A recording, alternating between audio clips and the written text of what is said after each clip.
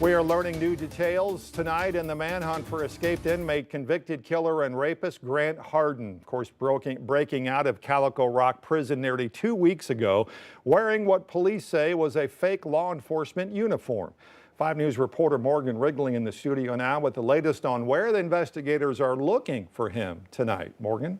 Darren, a new federal complaint reveals U.S. Marshals now believe Hardin may have fled Arkansas. Multiple agencies are working together on the search, and tonight we've just learned a tactical border patrol unit from Texas has also been deployed to help track him. With all this collaboration, Rand Champion with the Department of Corrections tells me there are a lot of theories out there, and that's not a bad thing. He says multiple agencies following different leads strengthens the search. Nearly 2 weeks into the search for escaped inmate Grant Hardin, Rand Champion says it's all hands on deck. Ourselves, state police, U.S. Marshals, FBI, local sheriffs, game and fish.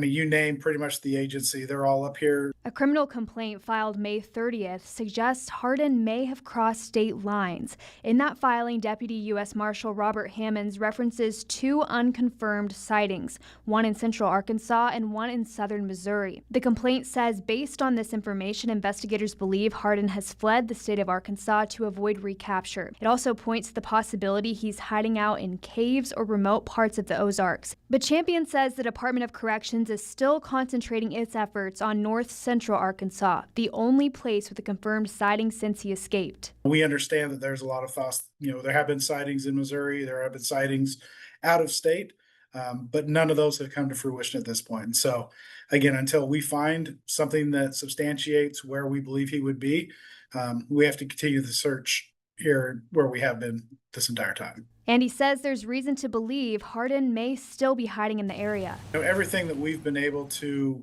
look into and find throughout investigations and questioning makes us believe he was planning on possibly hunking down here in a cave, in a cabin, in a deer stand, some sort of structure until who knows when. He says teams from multiple agencies continue to follow up on tips every day because it could be just one that changes everything. Every tip that comes in, we consider credible until it's not. And so we would rather have, a dozen tips come in that we look into and it turns out to be nothing, rather than the one that I don't know if I should report this, and that would be the one that helps us figure out where he is.